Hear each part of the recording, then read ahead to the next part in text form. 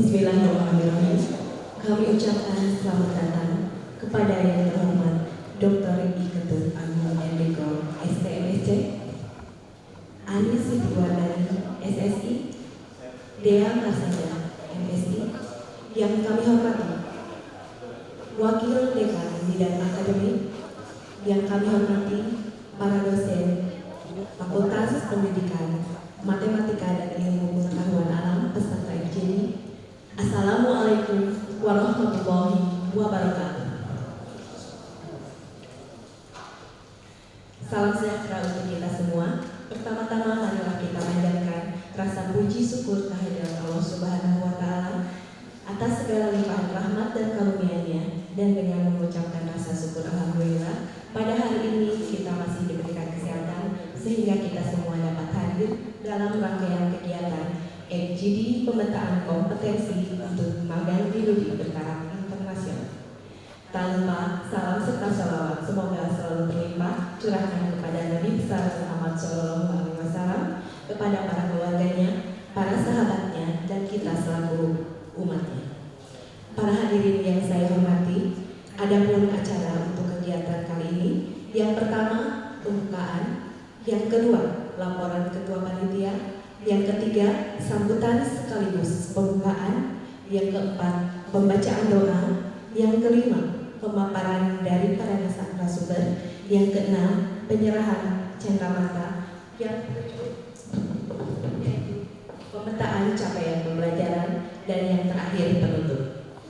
Para hadirin yang berbahagia, marilah kita buka acara ini dengan bacaan basmalah bersama-sama. Untuk acara selanjutnya yaitu laporan ketua panitia yang akan disampaikan oleh Dr. Wahyu Surakusuma SP. Disilakan.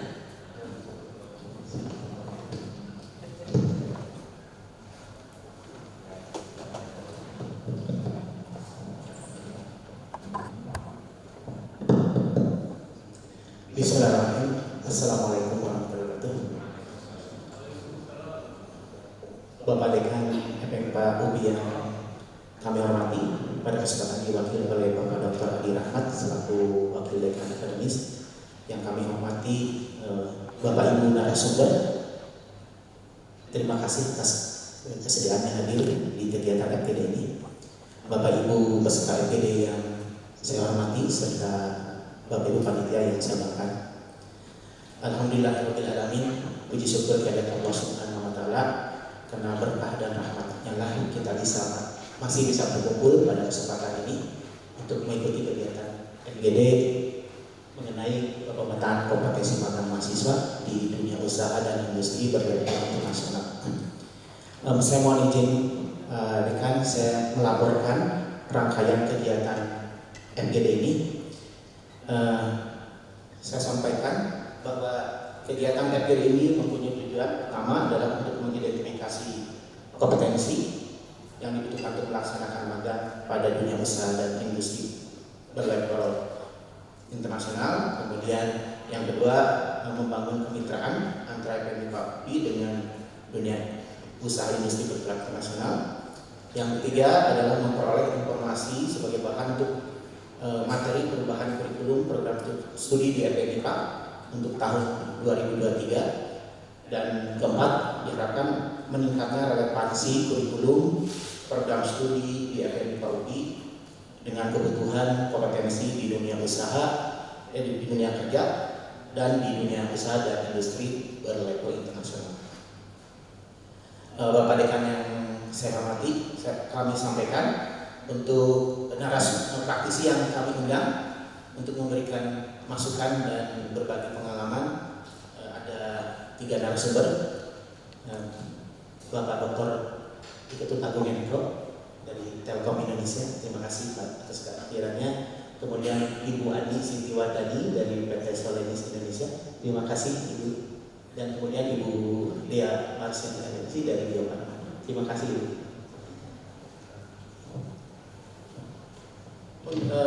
Kegiatan FGD ini kami mengundang peserta dari perwakilan prodi masing-masing 2 orang. Jadi total peserta FGD ini adalah 22 peserta. Jadi kegiatan kosong karena ruangannya besar. Bapak Dekan yang saya hormati, saya laporkan rangkaian kegiatan FGD ini terdiri dari kegiatan persiapan. Kami panitia menyiapkan panduan kegiatan FGD-nya, kemudian menyiapkan kertas kerja. Kemudian pada hari Senin telah dilaksanakan kegiatan penjelasan teknis dan penyamaan persepsi beserta FGD. Yang dihasilkan adalah outputnya aspek dan komponen bahan diskusi yang akan digali pada kegiatan FGD ini, yang kami sudah share ke peserta dan narasumber. Dan pada hari ini tanggal 19 Oktober dilaksanakan kegiatan inti FGD-nya yang nanti akan kami rancang menjadi 2 sesi, yaitu sesi pertama adalah pemaparan dari narasumber dan diskusi dengan peserta FGD, dan sesi kedua adalah menyusun kesimpulan hasil FGD merujuk kepada 4 tujuan yang telah tadi kami sampaikan. Demikian Pak Dekan laporan dari kami selaku panitia pelaksana. Mudah-mudahan acara ini bisa berjalan lancar dan diisi dengan kebaikan dari awal sampai akhir. Dan selanjutnya nanti kami mohon sambutan arahan dari Bapak Dekan untuk kegiatan FGD ini. Terima kasih. Kami berhidayah. Wassalamualaikum warahmatullahi wabarakatuh.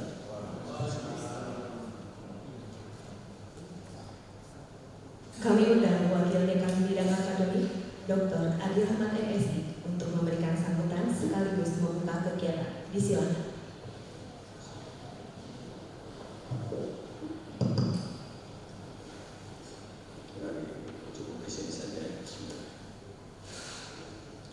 Assalamualaikum warahmatullahi wabarakatuh. Alhamdulillahirabbil alamin. Wassalatu wassalamu ala asyrofil anbiya'i wal mursalin wa ala alihi washabihi ajmain. Rabbi sholli sholli wa yassir amri wa ulama lisani yafqahu qawli. Amma ba'd. Bapak dan Ibu narasumber yang saya hormati, dari PT Telkom, dari PT Soledis, dan dari Bio Farma, saya mengucapkan terima kasih atas kehadiran dan kesediaannya untuk menjadi narasumber dalam fokus group discussion ini. Saya ingin mengucapkan selamat datang. Inilah fakultas kami, Fakultas FPM MIPA UPI. Yang di sini ada MIPA dan ada FPM-nya, ada pendidikannya, padahal di dalamnya ada pendidikan dan ada program studi non pendidikan. Jadi kami menggunakan sistem cross fertilization, jadi saling menguatkan di antara program studi yang kependidikan dan kependidikan. Pak Wahyu sebagai ketua panitia yang saya hormati, Bapak Ibu panitia yang saya banggakan, dan saya ucapkan terima kasih banyak sudah bekerja keras untuk mempersiapkan FGD ini. Kemudian juga kepada Bapak Ibu peserta FGD, jadi perlu saya sampaikan peserta FGD ini ada dosen, ada juga pimpinan program studi ya. Jadi bergantung, tapi intinya mereka itu adalah bagian dari tim pengembang kurikulum dari program studi masing-masing. Dan kebetulan untuk S1 kami ada 11 program studi, 6 program studi pendidikan. Di sini ada pendidikan matematika, pendidikan fisika, pendidikan kimia, pendidikan biologi, dan pendidikan IPA. Ya. Kemudian ada 5 satu lagi program studi pendidikan ilmu komputer. Nah, kemudian ada 5 program studi non kependidikannya, ada matematika, fisika, kimia, biologi, dan ilmu komputer.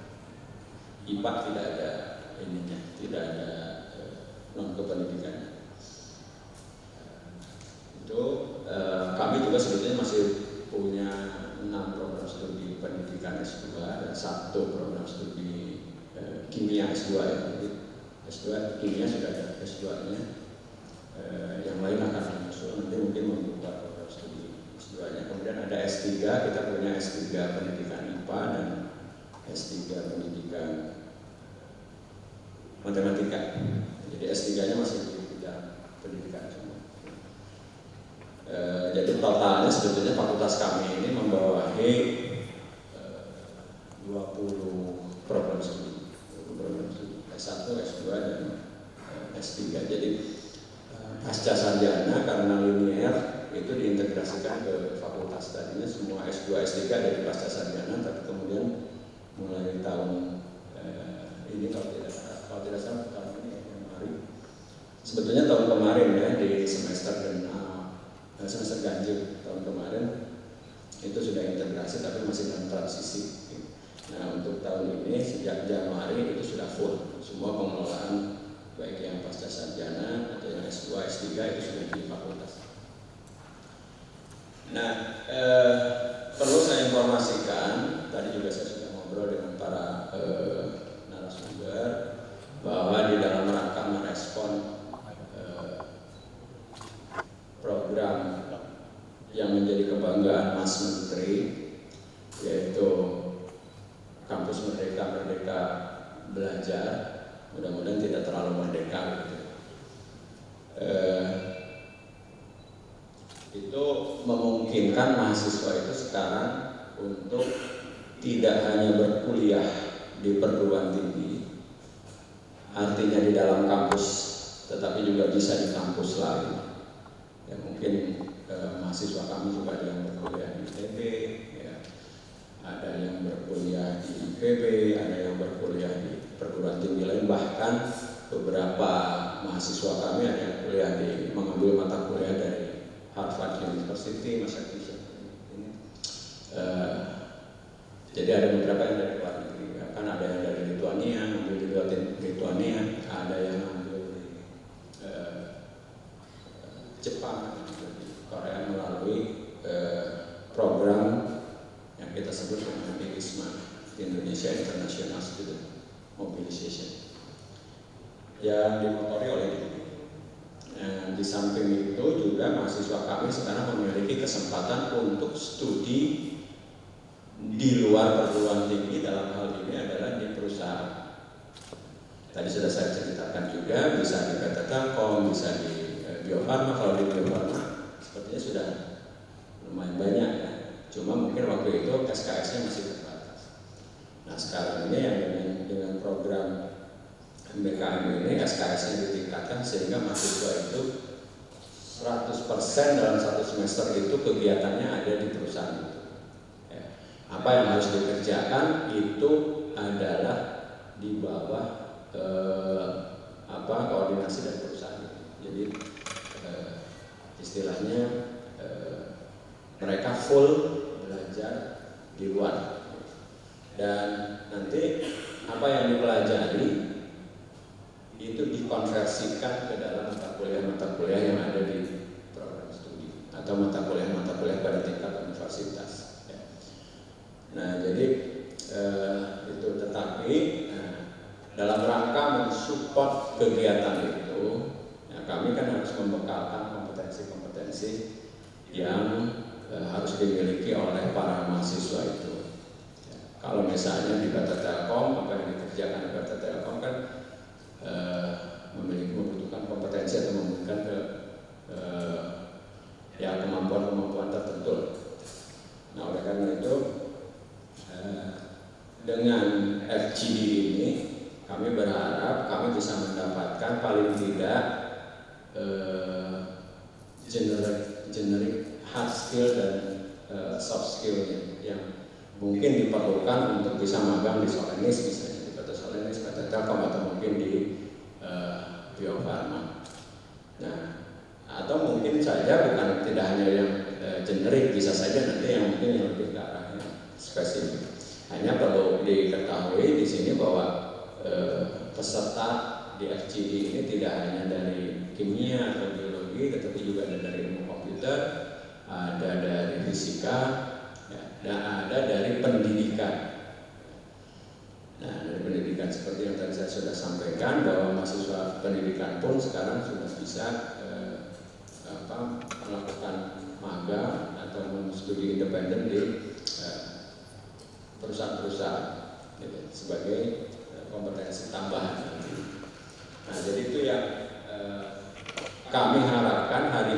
kami bisa memperoleh peta istilahnya, peta kompetensi apa yang harus dibekalkan kepada para mahasiswa. Nah, di samping itu juga kegiatan ini ya, sekaligus itu akan kami jadikan sebagai satu forum masukan dari stakeholder kami untuk pengembangan kurikulum yang akan datang. Karena kurikulum kami terakhir itu dirilis 2018, artinya sudah hampir 5 tahun, jadi 2023 itu sudah 5 tahun dan kami harus mereview kembali kurikulumnya. Barangkali kami harus menyesuaikan kembali ya, kurikulum dengan demand yang ada di lapangan gitu di lapangan. Nah, apalagi sekarang Mas Menteri sepertinya membuka bahwa lulusan manapun bisa bekerja dimanapun sebagai apapun gitu. Jadi artinya ya itulah yang kita mungkin kampus merdeka, makanya saya katakan mudah-mudahan tidak terlalu merdeka, karena kalau begitu nanti tidak ada departemen apa program studi bisa hilang gitu. Tapi tetap kami membekali dengan 5 semester mereka mempelajari majornya gitu. Nah, sisanya itu adalah MBK. Perlu kami sampaikan pula bahwa kami mulai tahun ini sudah membuka fast track juga. Jadi bagi mahasiswa yang punya prestasi yang baik, sebagai apresiasinya kami memberi kesempatan kepada mahasiswa untuk bisa langsung ke S2. Jadi semester 7, semester 8 sudah bisa mengambil mata kuliah S2. Nah, ini program yang baru dirilis di tahun ini dan baru angkatannya baru pertama. Nah, mungkin itu informasinya dan mudah-mudahan melalui kegiatan ini apa yang kita inginkan bisa tercapai. Dan apabila nanti mungkin dari Bapak dan Ibu ternyata masih belum bisa mengcover semua kompetensi gitu, karena memang terus terang saja karena dari sisi supporting anggarannya yang diberikan oleh UI dan UI sendiri sebetulnya dari Dikti ya, itu tidak terlalu besar, sehingga kami hanya bisa untuk tahap ini kami hanya bisa menginginkan 3 narasumber. Nah, mudah-mudahan kalau seandainya ke depannya masih kita memerlukan di tahun 2023 itu menjelang perubahan kurikulum, insya Allah kita akan mengadakan kembali kegiatan seperti ini ya, untuk memberi masukan kepada yang lebih lengkap lagi, sehingga semua program studi nanti bisa bahkan mungkin akan lebih spesifik lagi kompetensi. Nah, itu yang kami sehingga link and match antara dunia pendidikan dengan dunia usaha dan industri, khususnya di fakultas kami ini menjadi lebih tinggi, karena kan sekarang ini banyak orang yang mengatakan lulusan sekolah atau lulusan perguruan tinggi itu pada umumnya belum siap kerja. Nah, mudah-mudahan cara seperti ini dengan memasukkan kompetensi-kompetensi generik yang dibutuhkan di perusahaan-perusahaan ke dalam kurikulum itu bisa meningkatkan link and match antara dunia pendidikan dengan dunia usaha dan industri. Nah, saya kira mungkin itu pengantarnya. Kemudian saya sampaikan pula permohonan maaf. Ini seharusnya yang membuka ini Pak Warek 1, Direktur 1, tapi kemarin Direktur 1 itu memberitahu kepada saya beliau harus berangkat ke Uzbek bersama Direktur Pendidikan. Nah, yang diharapkan nanti penggantinya Pak Warek 1 adalah Direktur Pendidikan gitu. Karena harus ke Uzbek dua-duanya, jadi beliau tidak bisa membuka hari ini, tidak bisa hadir di sini. Kemudian saya minta juga divisi kurikulum sebagai penggantinya juga tidak bisa karena Pak Warek menugaskan ketua divisi kurikulum untuk mengkoordinir pertemuan atau menerima tamu dari Dikti hari ini. Semua Pak Dekan hari ini harus menghadiri prosesi ya, pidato kehormatan Guru Besar Emeritus dari FPBS ya, dari Fakultas Bahasa dan Seni. Dan oleh karena itu tadi beliau meminta saya untuk mewakili beliau di sini. Jadi itu Bapak dan Ibu, jadi mohon maaf unsur-unsur pimpinan hari ini tidak bisa hadir semua karena memang sedang banyak yang dikerjakan oleh beliau. Saya kira itu dengan atau atas nama pimpinan fakultas dengan mengucap Bismillahirrahmanirrahim, kegiatan FGD ini secara resmi dibuka. Terima kasih. Assalamualaikum warahmatullahi wabarakatuh.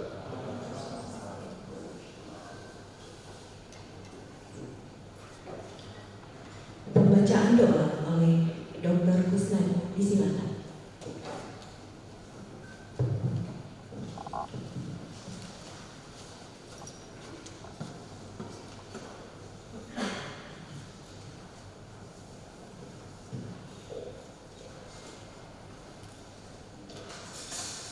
Assalamualaikum warahmatullahi wabarakatuh.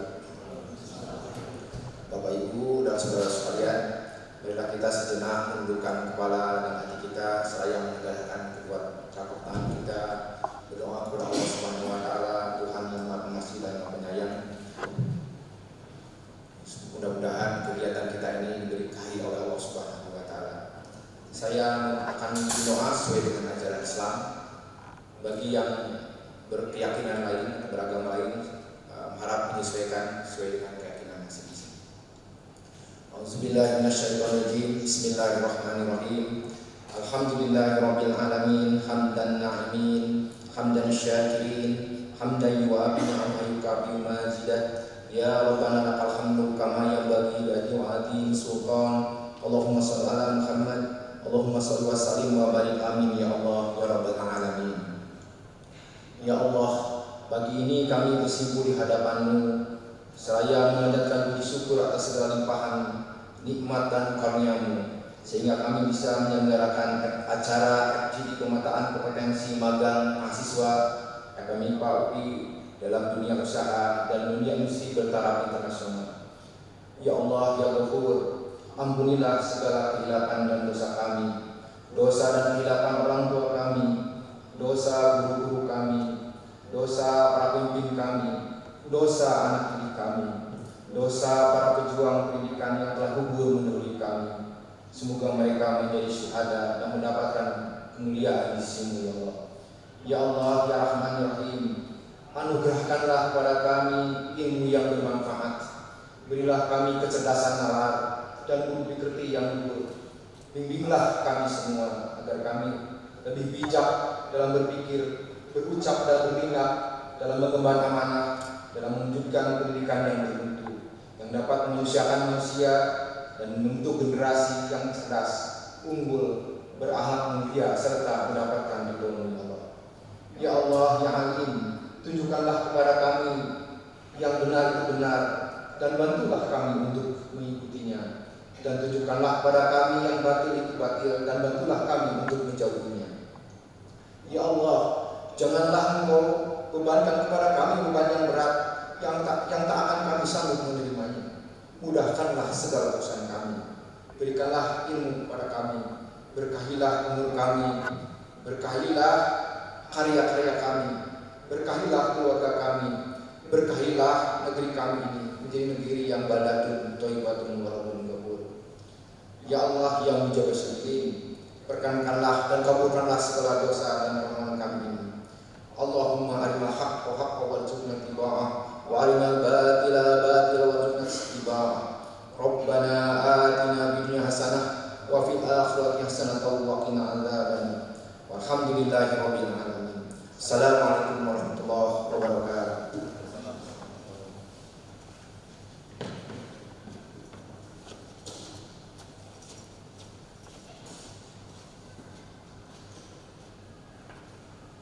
Para hadirin yang berbahagia, tibalah pada acara inti, yaitu penyampaian materi oleh narasumber dengan moderator oleh Ibu Dr. Rika Rafika Agustin MPD. Disilakan.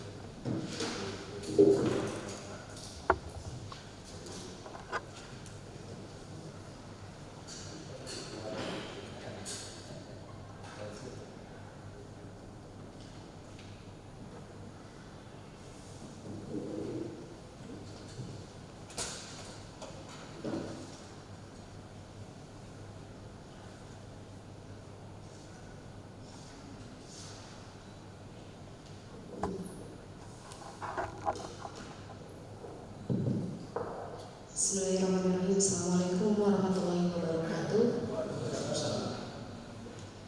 Yang terhormat Bapak dan Ibu Panitia, yang terhormat Bapak dan Ibu narasumber, beserta Bapak dan Ibu tim pengembang kurikulum FMIPA UPI, puji dan syukur marilah kita panjatkan kehadirat Allah Subhanahu wa Ta'ala yang berkat izin dan rahmatnya pada hari ini kita dapat menghadiri FGD, pemetaan kompetensi magang mahasiswa di dunia usaha dan dunia industri.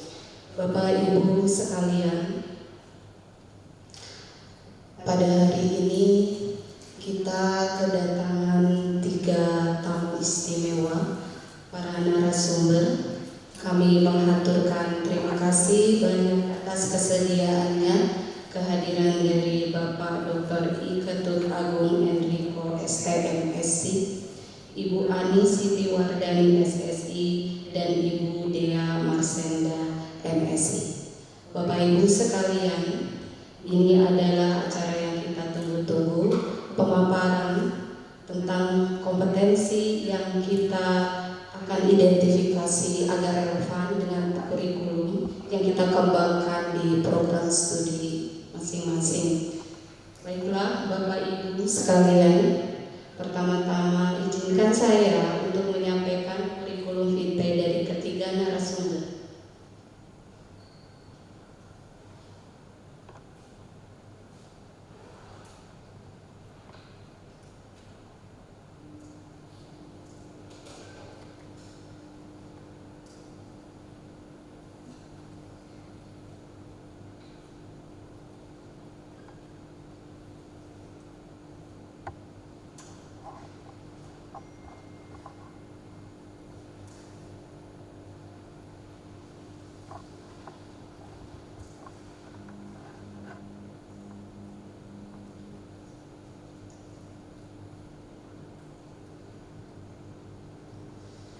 Baik Bapak Ibu, materi yang pertama, Bapak Dr. I. Ketut Agung Enrico STMSc Bapak. Beliau adalah Senior Manager Research and Innovation Management dari Telkom Corporate University PT Telkom Indonesia. Latar belakang pendidikan yang beliau tempuh adalah pendidikan Bachelor dari Bachelor of Electrical Sekolah Teknologi Telkom STT Telkom pada tahun 1996. Selanjutnya beliau lulus dari Master of Science Information System dari Nanyang Technological University Singapore pada tahun 2009. Lalu beliau mengambil program doktoral dari Departemen Teknik Elektro Universitas Indonesia, lulus pada tahun 2018. Pengalaman beliau yang pertama adalah Senior Management IoT Platform Digital Service dan Manager Enterprise dan Government Ecosystem Development. Pemateri yang kedua, Ibu Ani Siti Wardani SSI. Beliau adalah Senior Human Resource Business Partner Southeast Asia dari PT Solenis. Latar belakang pendidikan beliau adalah Manajemen Fakultas Ekonomi Universitas Gadjah Mada. Pengalaman beliau adalah sebagai Human Resource Manager di Superior Energy Service Indonesia, Human Resource Manager di UPS Indonesia Small Package and Supply Chain Solution, dan sebagai Senior Human Research Generalist di Segelec Indonesia PT Indokomas Buana Perkasa. Pemateri yang ketiga adalah Ibu Dea Marsenda MSI. Beliau adalah Head of Development Management dari Bio Farma.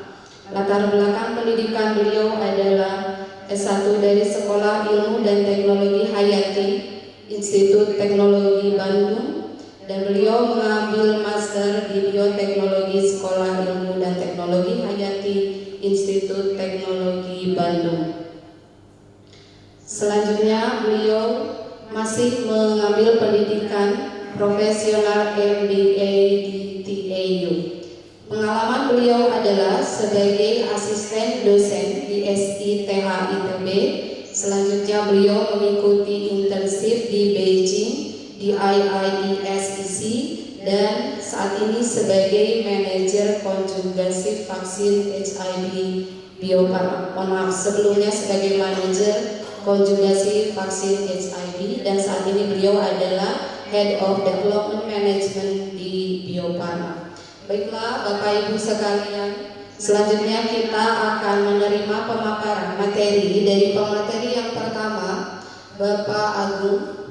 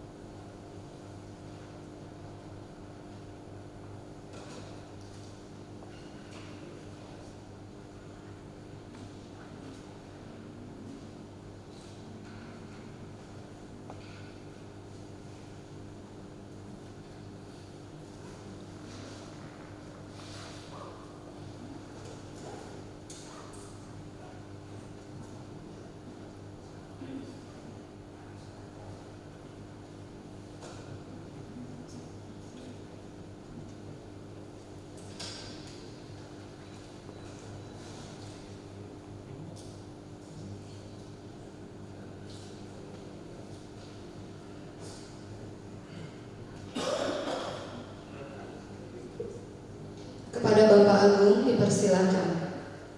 Ya, terima kasih Bu Moderator. Izin. Assalamualaikum warahmatullahi wabarakatuh. Salam sejahtera. Selamat pagi buat Bapak Ibu semua, Pak WD, Pak Wahyu, dan Bapak Ibu panitia, para pimpinan prodi serta pengajar. Nama saya Agung Enrico, atau kalau di Telkom sering dipanggil Enrico ya, karena aku itu banyak, jadi lebih banyak yang manggil saya Enrico. Izin Bapak Ibu, saya mungkin tidak atau belum sampai menyampaikan kompetensi apa saja yang diperlukan karena saya basicnya di elektro gitu ya. Jadi kalau di FIPA saya ada awam, jadi saya hanya akan menyampaikan kira-kira adik-adik mahasiswa kalau nanti terjun ke dunia kerja akan menemui apa gitu ya. Tentunya ini yang versi kami di Telkom. Nanti ada teman dari Bio Farma dan Solaris yang akan memperkaya mungkin dari sisi masing-masing gitu ya. Jadi ini mungkin kami beri judul Indonesia Digital Talent Challenges for Indonesia Youth Generation. Izin saya lanjut ya. Biodata mungkin di situ saja. Nah ini kebutuhan talent digital ini memang menjadi isu global, bukan saja isu nasional di Indonesia tetapi di seluruh dunia. Termasuk kami mengalami di Telkom, terutama di unit yang saya kelola, di unit research dan inovasi.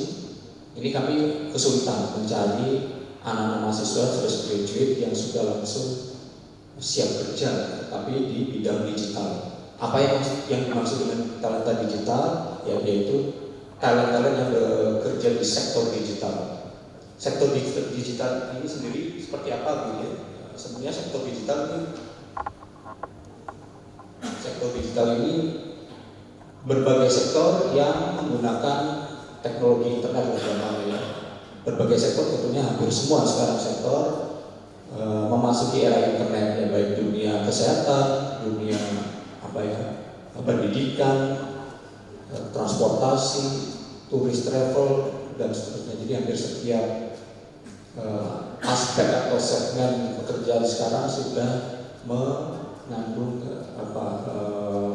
unsur digitalnya. Tapi yaitu talent digitalnya sendiri yang kami masih agak kesulitan. Contohnya seperti apa nanti mungkin ada ya, saya jelaskan di slide selanjutnya. Tetapi ini secara umum Indonesia katanya membutuhkan 9 juta talent digital sampai dengan 15 tahun mendatang atau 600.000 talent digital setiap tahunnya. Ini yang kami mengalami shortage atau kekurangan gitu ya. Jadi di Telkom sendiri setiap proses rekrutasi maupun internship itu sudah diarahkan ke sini ya.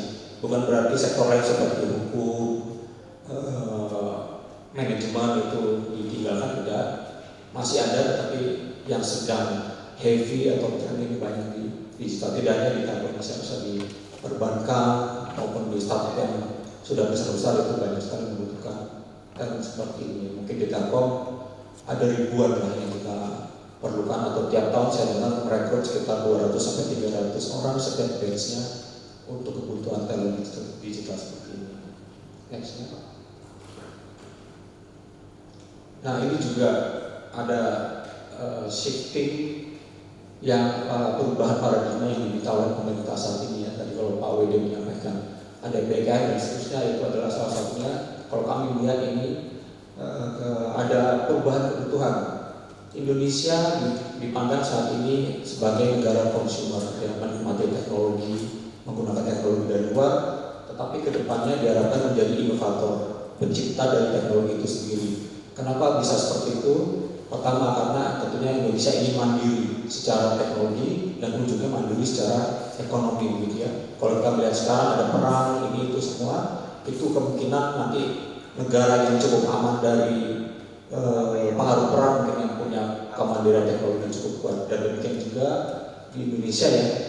Dan mungkin pemerintah juga melihat banyak talent yang mampu gitu yang membuat atau menciptakan inovasi-inovasi baru, yaitu pemerintah sudah mewadahi, dan termasuk kami sebagai BUMN menjadi wadah untuk melaksanakan amanat tersebut ya.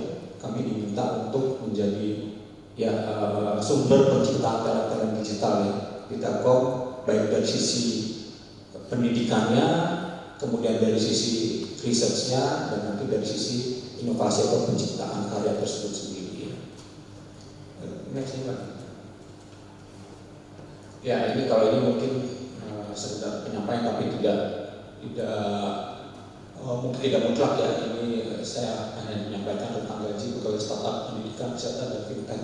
Ini sudah sangat progresif ya kalau di banyak startup atau mungkin juga di beberapa BUMN dan ini banyak posisi-posisi penting yang mendapatkan salary tinggi itu ya ini seperti CTO. Kalau CTO udah jelas head of engineering, IT manager, program manager dan seterusnya, ini mendapatkan apresiasi berupa remunerasi yang cukup baik ya. Nanti ini saya share saja, mungkin saya tidak perlu bahas angka-angkanya. Nah ini juga kemajuan teknologi ini menyebabkan kebutuhan talent baru ya, seperti talent digital dalam hal ini di bidang telekomunikasi.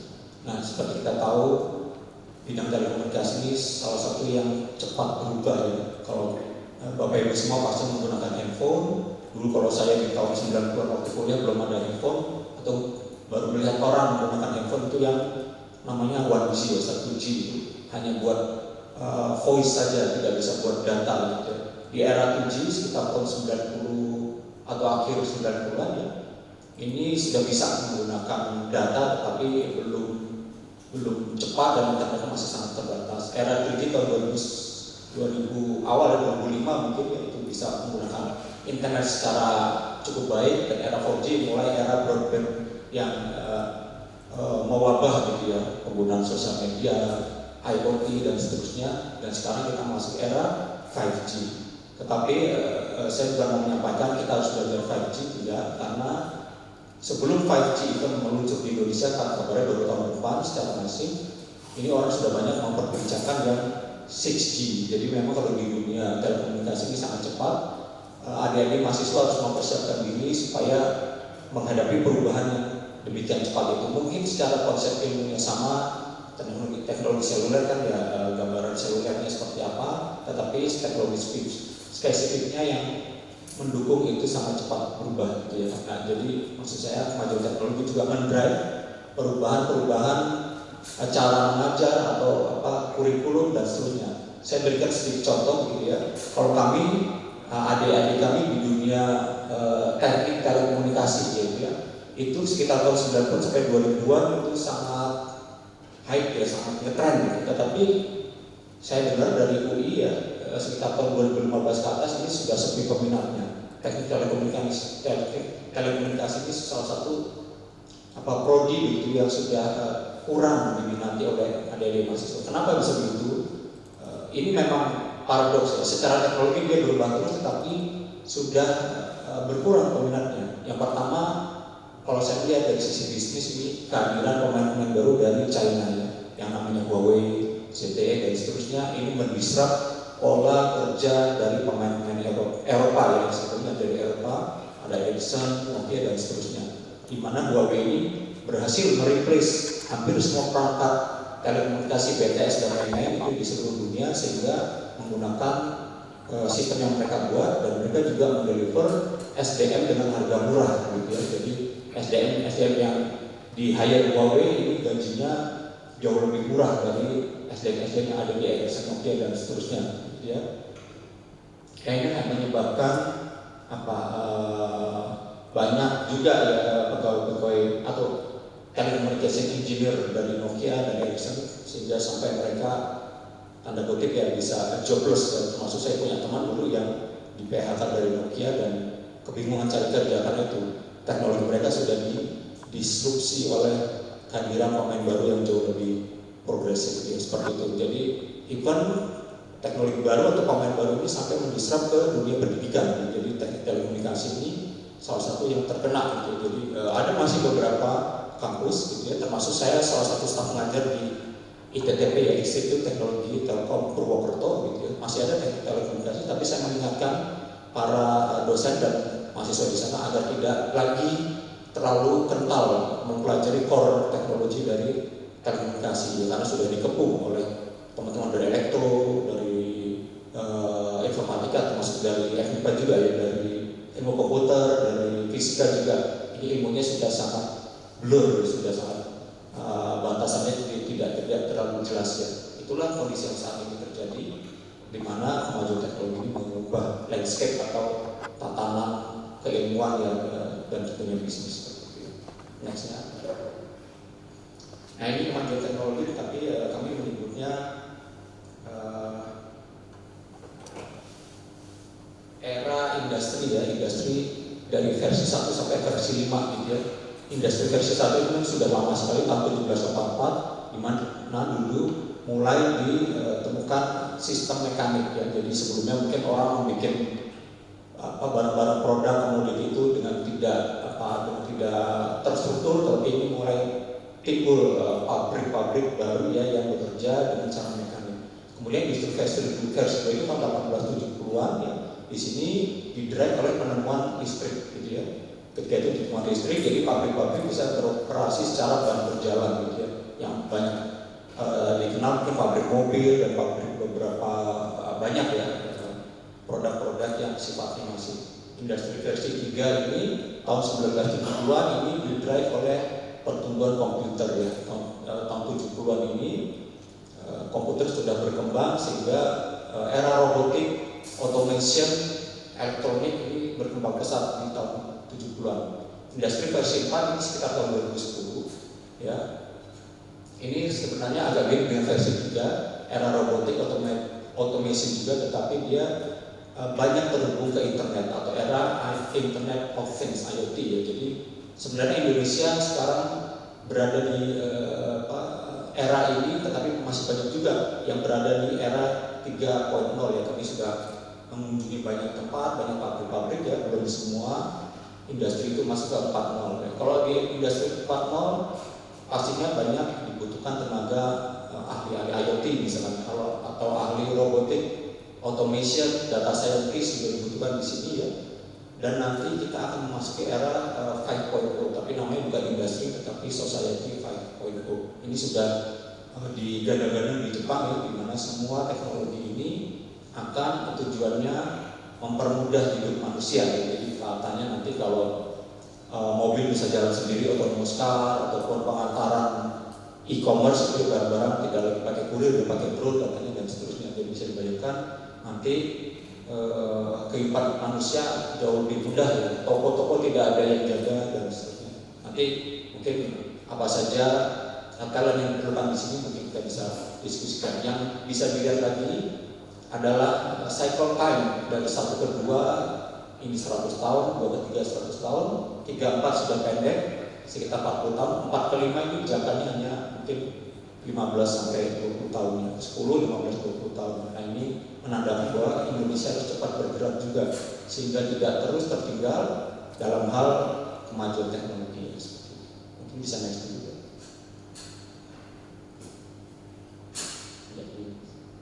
Ya ini mungkin gambaran beberapa skill yang diperlukan di era 4.0 ya. Ini ada beberapa yang saya catat. Yang pertama, mampu berbicara bahasa asing, yaitu juga diperlukan karena di era global seperti ini ya. Kalau saya terbiasa hampir setiap hari atau setiap minggu dia berbicara dengan para partner dari luar gitu. Bahkan ada juga beberapa SDM yang sudah apply ke Telkom gitu ya. Mungkin saya belum tahu secara aturan apa boleh atau tidak, tetapi kalau dengan skema internship mungkin sudah bisa gitu. Jadi mampu berbicara bahasa asing sudah mandatory sifatnya. Bahasa asing apa saja?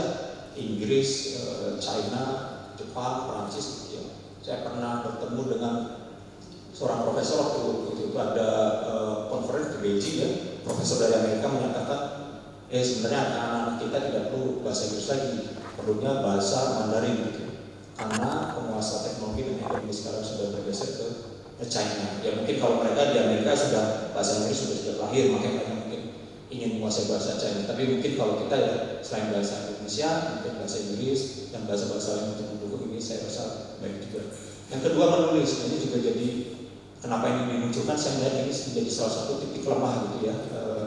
Adik-adik kita menulis dengan baik, menulis report. Kalau di kami di Telkom tentu wajib ya, semua level pekerjaan ini wajib menulis report pekerjaan masing-masing maupun report secara tim. Dan ini juga hal yang menarik gitu ya. Mohon maaf, saya juga salah satu akademisi, saya sering mengecek gitu ya tulisan skripsi, tesis atau bahkan disertasi gitu ya, ini masih ada kutip bermasalah untuk penulisan bahasa Indonesia yang baik gitu ya. Bahkan sampai level disertasi saya lihat masih belum bisa menulis bahasa Indonesia dengan baik. Contohnya menggunakan awalan di atau preposisi di dipisah atau disambung, masih banyak yang salah gitu. Kapan dipisah, kapan disambung gitu. Atau kalimat tidak lengkap, tidak ada subjeknya atau tidak ada predikatnya gitu, itu sering terjadi. Maka ini kalau saya coba menjadi concern bagaimana menulis dengan baik. Ini kalau ada adik-adik mahasiswa yang punya skill di bidang ini, di Telkom pasti butuh gitu ya. Yang ketiga, menggunakan Microsoft dan aplikasi desain, jadi mungkin kebutuhan yang sudah wajib ya, Microsoft Office dan lain-lain. Public speaking juga ya, karena kalau di Telkom itu kami meminta mereka untuk berbicara, melaporkan, mempresentasikan hasil riset, hasil inovasi atau perkembangan proyek, itu pasti membutuhkan public speaking ya. Jadi mungkin Bapak Ibu dosen bisa menyelipkan di mata kuliah masing-masing gitu ya, mempresentasikan hasil tugas atau tugas besar, itu hal yang baik gitu ya, karena saya lihat masih banyak di tempat saya bekerja maupun mahasiswa yang saya ajarkan itu masih belum bisa cara menyampaikan presentasi dengan baik. Kemudian 5 dan 6 itu tinggal saya pasang lebih cepat, menjadi waktu itu juga karena sekarang mungkin kita di distract oleh macam-macam ya, oleh internet, ada YouTube, ada sosmed, IG, ada game juga. Jadi ini menjadi tantangan adik-adik kita para mahasiswa untuk ya menyelesaikan pekerjaan yang cepat dan menjauhi atau mengurangi distraksi. Yang ketujuh, bekerja dalam tim ya, ini tentunya juga menjadi PR gitu ya, karena tidak mungkin pekerjaan ini diselesaikan sendiri. Bagaimana bekerja dalam tim ini juga menjadi suatu PR lah ya. Saya juga titip kepada Bapak Ibu pengajar, mungkin bisa menyelipkan tugas-tugas kelompok gitu, agar mereka semakin ya mahir ya untuk dalam hal bekerja dalam tim. Itu mungkin bisa menjadi. Nah ini kalau di Telkom yang tadi saya bilang Telkom digital ini ada 3D istilahnya, ada developer, designer, data scientist. Developer ini tentunya developer aplikasi ya, bisa aplikasi di mobile, website, bahkan juga developer hardware ya, untuk bidang IoT kami juga banyak membutuhkan developer di bidang hardware gitu. Yang kedua desainer ini mendesain suatu aplikasi baik tampilannya, user interface dan user experience-nya. Kalau hardware atau perangkat gitu yang mendesain hardware dengan estetika yang baik itu juga menjadi masih PR juga ya, masih problem juga di kita ya, kalau kita bandingkan dengan desain software atau hardware yang ada di luar negeri. Mereka sudah sangat jauh di depan kita masih cukup kesulitan karena masih kekurangan adik-adik atau orang-orang yang menjadi desainer yang baik. Yang ketiga data scientist ini mungkin orang-orang yang bergelut di bidang machine learning, algoritma ya, untuk memprediksi, kalau di Telkom memprediksi jumlah cabutan IndiHome misalnya atau jumlah cabutan pelanggan gitu ya.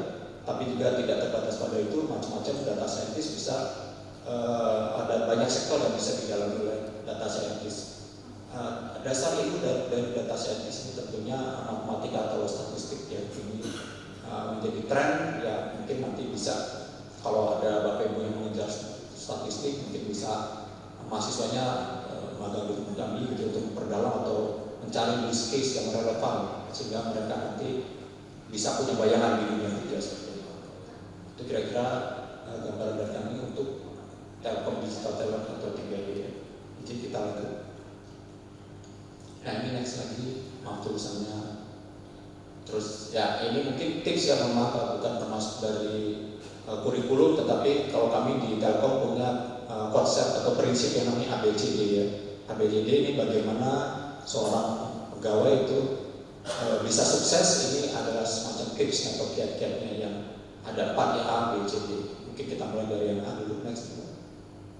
Ya ini attitude di BUMN sekarang, tidak hanya di Telkom. Saringan pertama rekrutasi ini adalah di sisi attitude dulu ya. Jadi A-nya attitude ya. Kalau kami sekarang menggunakan sistem yang otomatis meng-crawl atau melihat sosial media mereka gitu ya. Jadi kalau mereka sosial medianya berisi sara ataupun politik yang tidak pantas ataupun ya seputar itu ya radikalisme itu tidak diperbolehkan. Jadi saling pertama adalah attitude. Jadi dicek attitude-nya ada integriti, tentunya kejujuran ya. Jadi ya kita tahu sendiri bahwa ini yang paling penting dari sisi attitude. Kemudian be positif, respect. Nah sekarang juga anak-anak ADD kita sepertinya kurang di sisi respect gitu ya. Kalau saya dulu awal-awal bekerja masih sangat ya takut-takut gitu, tapi sekarang anak-anak kelihatannya kurang menghargai yang senior dan seterusnya. Ini memang terjadi ya. Kami yang senior tentunya harus bisa menerima perubahan zaman, tetapi juga ini saya lihat masih penting untuk diimplementasikan. Manner, hard work, proaktif, low profile dan seterusnya. Jadi inti yang pertama adalah attitude, yang nextnya yang kedua adalah yang B ya. B itu tentunya brain. Brain ini atau otak ya, otak atau kemampuan dasar seseorang ketika memasuki dunia kerja. Ini menjadi kriteria yang kedua ya. Tentunya dia harus smart atau cerdas, kemudian juga mempunyai critical thinking yang baik ya. Pemikiran kritis itu kami kira sangat penting, apalagi bekerja di dunia digital seperti sekarang. Bagaimana memperbaiki sistem yang sebelumnya atau berinovasi itu tentunya bersumber dari critical thinking, knowledge dan insightful. Itu juga termasuk dari brain. Yang ketiga kompetensi ini mirip dengan kecerdasan, tetapi sebenarnya ini adalah pengalaman bekerja, skill atau kompetensi yang didukung oleh pengalaman bekerja gitu ya. Jadi makin tinggi jam terbangnya, kompetensinya tentunya semakin tinggi. Skillful atau ya kemampuan di bekerja ya, always learning, hands on.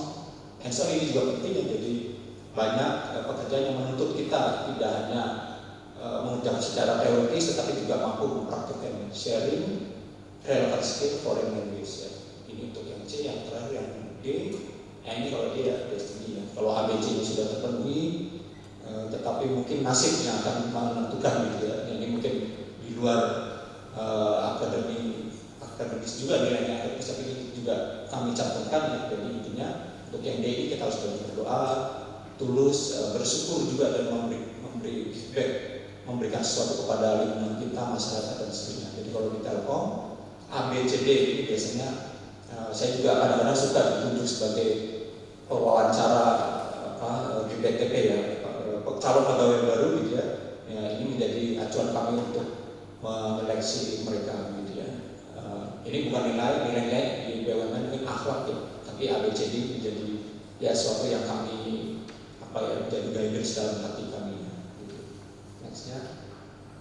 Oh ya sudah selesai, mungkin itu saja yang bisa saya sampaikan. Mungkin maaf tidak menjabarkan masalah kompetensi secara detail. Itu saya justru akan mengharapkan dari sisi diskusi ya Pak Bayu dan teman-teman. Kalau kami ya menyampaikan bahwa industri yang terjadi di Telkom maupun di dunia digital pada umumnya seperti ini, sehingga mungkin Bapak Ibu pengajar bisa mempersiapkan adik-adik mahasiswa untuk memasuki dunia kerja seperti ini. Begitu yang bisa saya sampaikan. Saya tutup. Wabillahi taufiq wal hidayah. Wassalamualaikum warahmatullahi wabarakatuh. Selamat pagi. Waalaikumsalam warahmatullahi wabarakatuh. Mohon berkenan untuk Bapak Agung dan adik semuanya. Terima kasih Bapak Agung atas pemaparannya luar biasa.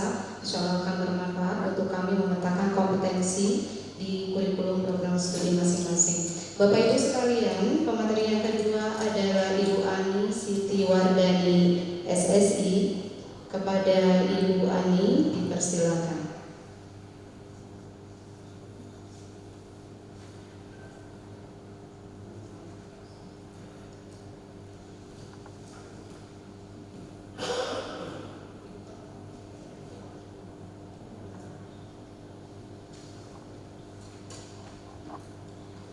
Assalamualaikum warahmatullahi wabarakatuh. Selamat pagi Bapak-bapak, Ibu-ibu. Ini pertama kali saya datang ke Bandung dan sharing dengan Bapak-bapak, Ibu-ibu. Jadi saya pengen lebih ceria ya. Mungkin ini bawaannya sedikit berbeda, tidak terlalu resmi, tapi saya pengen ini jadi forum yang santai. Kalau bisa jadi ada senyuman dari Bapak Ibu lebih fresh gitu ya. Oke, baik, terima kasih. Sebelumnya terima kasih saya ucapkan kepada Bapak WD, Bapak Ketua Panitia dan tim panitia yang sudah berkenan mengundang saya. Ini saya sebelumnya lebih saya pengalaman aja. Kalau dari pendidikan kayaknya saya paling rendah di sini dibanding bapak-bapak ibu-ibu. Jadi teori saya udah paling bodoh kali di sini ya. Tapi kebetulan saya punya pengalaman yang kurang lebih bisa di-sharing. Dan kurang lebih saya sudah 20 tahun kerja jadi human resource. Jadi dan mostly di multinational company. Mudah-mudahan bisa berbagi ilmu, pengalaman, dan ada manfaatnya untuk kita semua.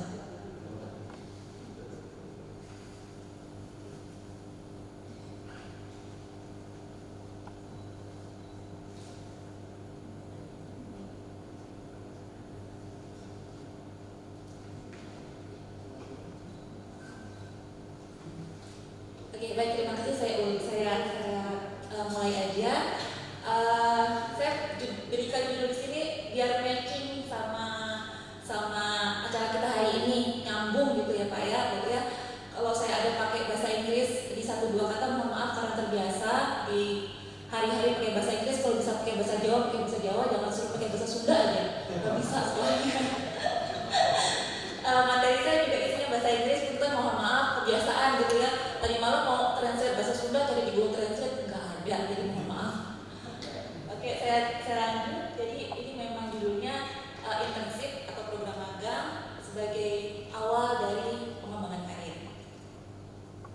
Ini profiling saya aja, saya nggak bermaksud untuk jual CV ke sini karena pas nggak diterima ya.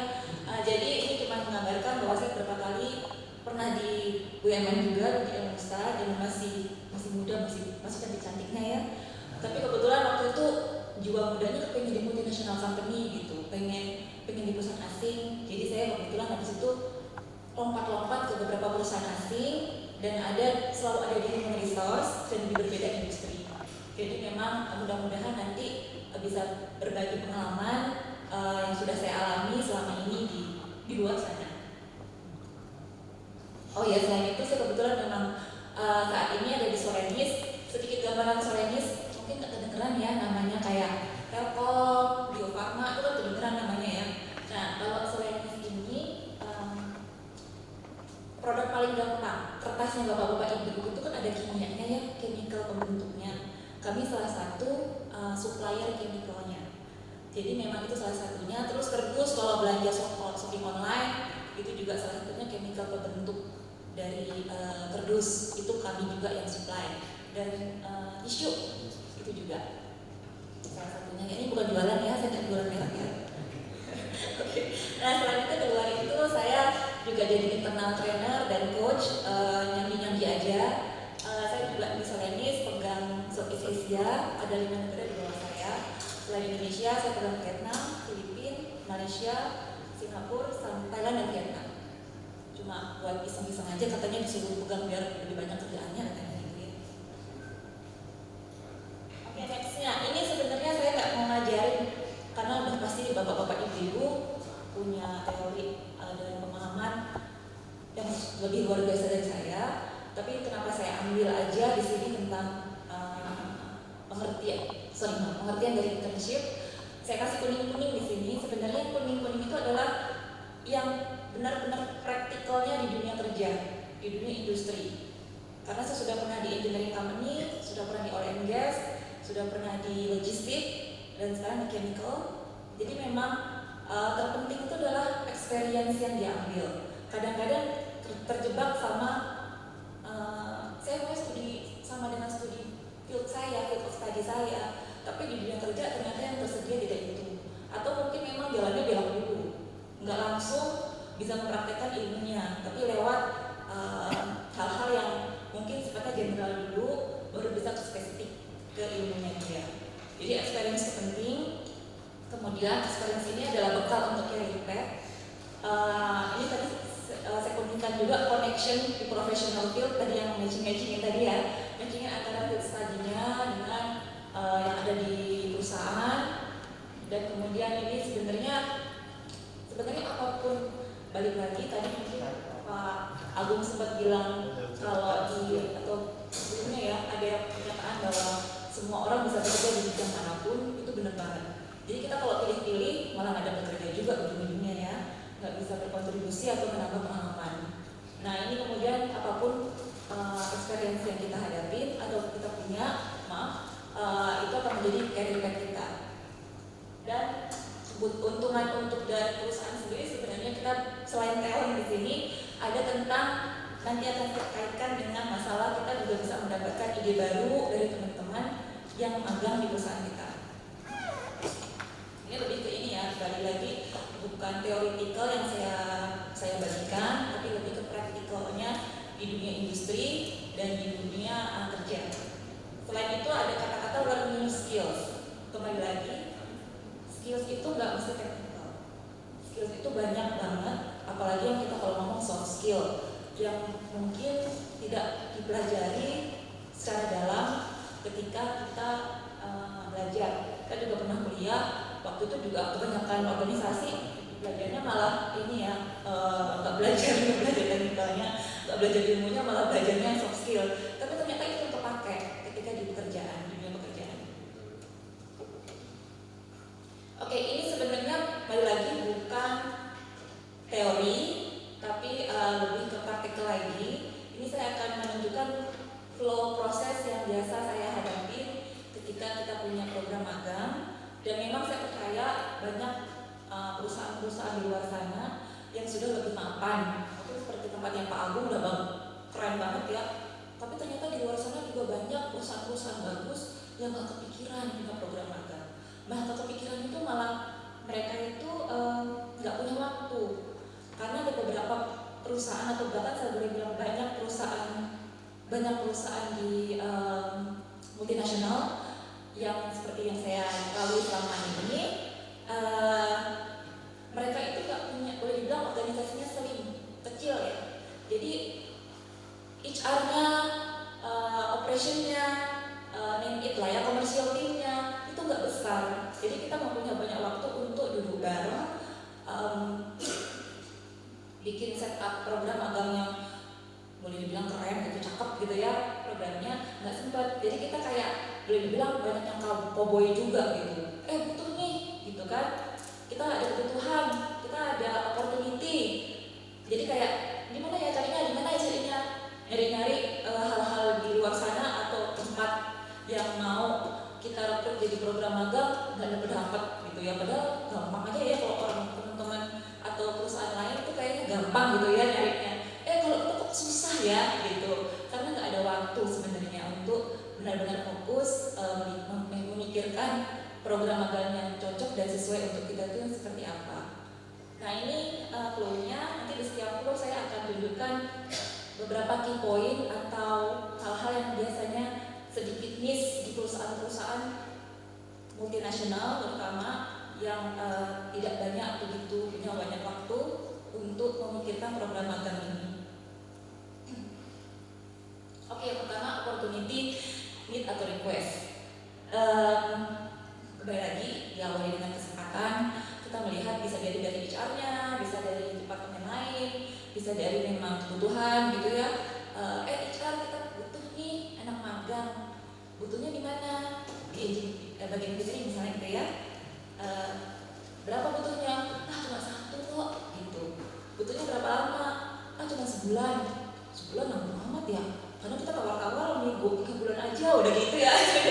Jadi sebenarnya di prakteknya perusahaan-perusahaan yang boleh dibilang terlihat keren, bagus perusahaannya, kita nggak sempat mikirin gitu program magangnya kayak apa ya, cuma karena kebutuhan, karena ada kesempatan gitu ya, karena dari request nih dari si kepala departemen gitu. Nah akhirnya perusahaan-perusahaan yang seperti ini yang saya alami, dia akhirnya nyarinya buka di job street aja deh program magang.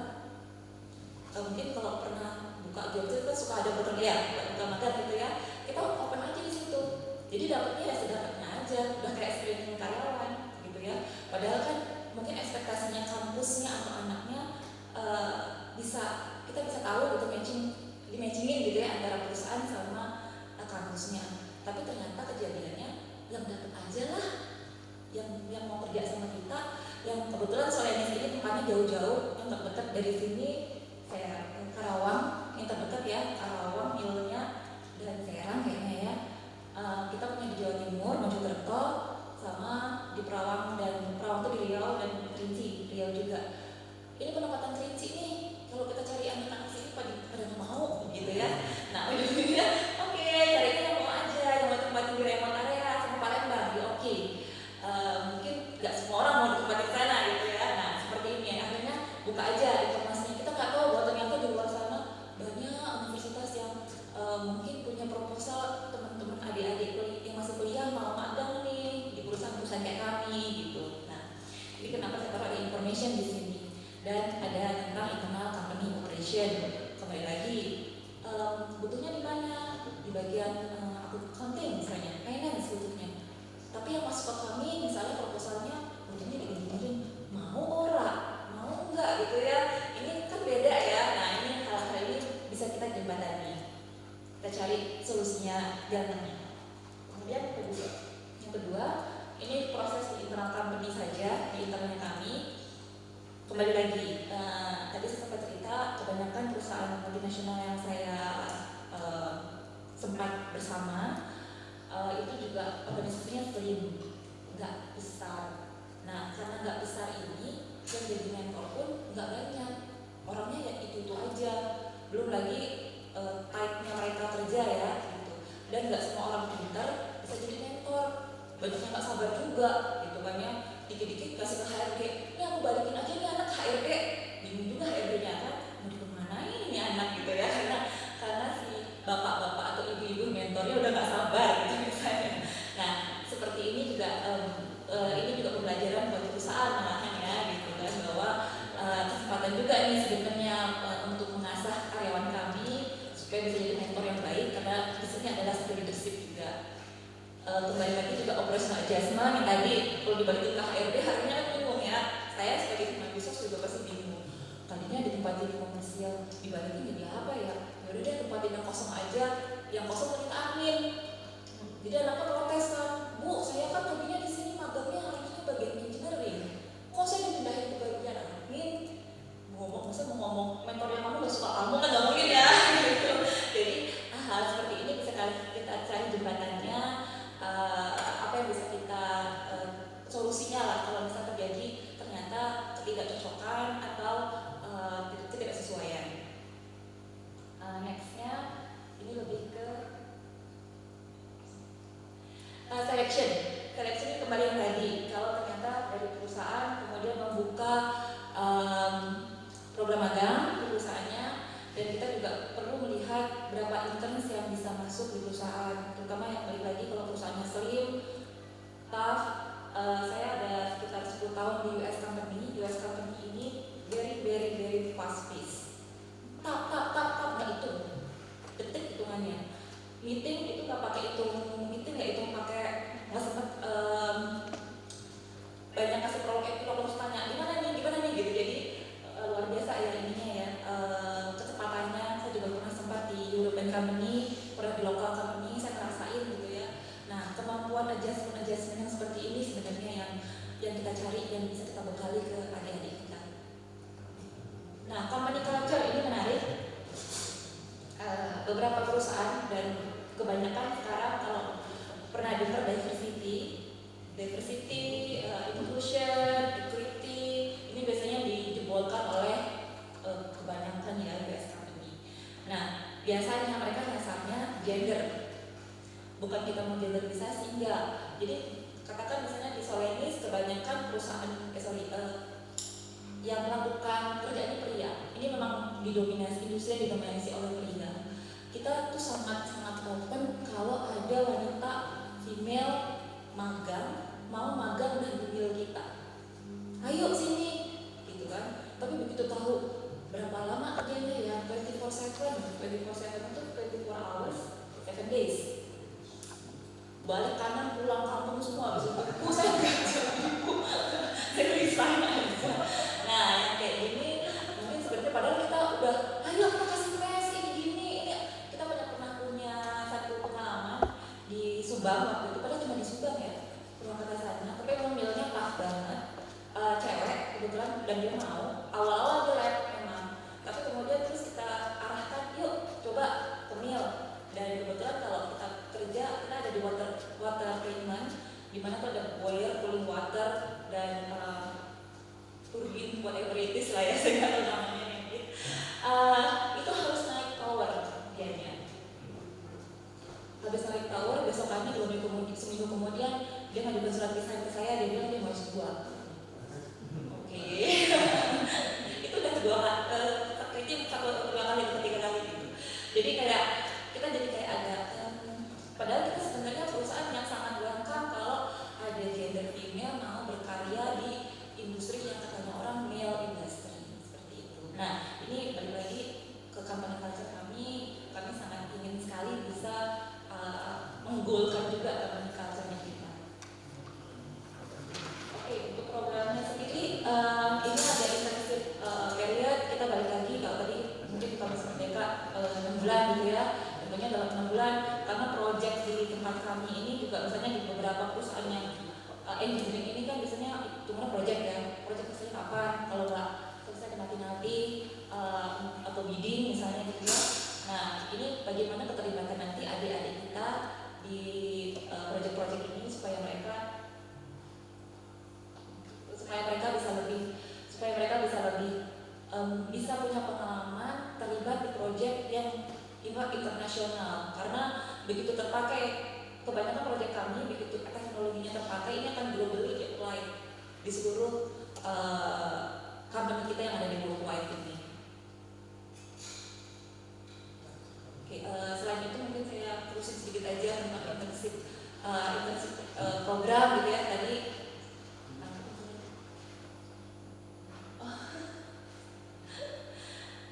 Maaf ini ada sedikit yang kita belum, mungkin protes dari saya. Tadi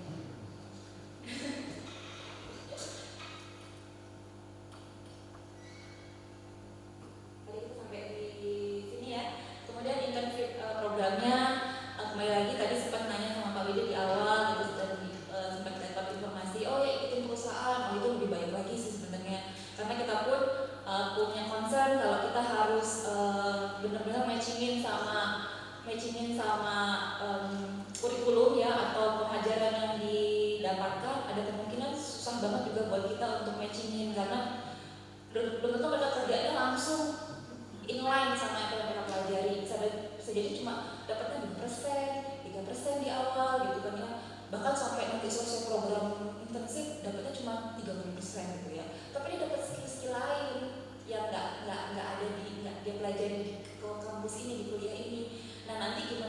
elaborasinya, memodifikasi antara ilmu yang diajarkan di sini dengan soft skill ini, karena ini yang penting sebenarnya sih, bagaimana elaborate ini. Oke, terakhir closing sama evaluation ini lebih ke takeaways-nya. Takeaway mungkin balik lagi sama untuk review periodnya, review prosesnya. Tadi seperti apakah kita kirim laporan gitu ya. Kemudian biasanya sih kebanyakan yang saya punya pengalaman di beberapa perusahaan yang sempat bersama dengan saya, closing aja ya, kayak party, kagak ada presentasi gitu ya, harusnya kan presentasi gitu ya, dapat apa nih gitu kan, atau apa yang bisa kita perbaiki kedua belah pihak gitu ya. Tapi biasanya nggak ada sih gitu. Jadi ini memang bisa jadi masukan buat perusahaan juga gitu ya. Kalau memang ada evaluation, kita bisa tahu apa yang perlu kita perbaiki. Oke, next saya pengen sharing aja sebenarnya internship ini benefit untuk employers-nya. Employers ini lebih ke perusahaannya ya. Ini saya rangkum aja. Kalau lihat di segala macam banyak, tapi balik lagi saya karena memang niat intentionnya berbagi sharing pengalaman. Jadi ini memang yang terjadi real di dunia nyata. Magang itu ya nggak mau kita harus akui membantu productivity perusahaan, mau nggak mau. Bukannya harus kita akui itu bisa banget membantu. Malah kadang-kadang dimanfaatkan oleh kami ini. Nah, di luar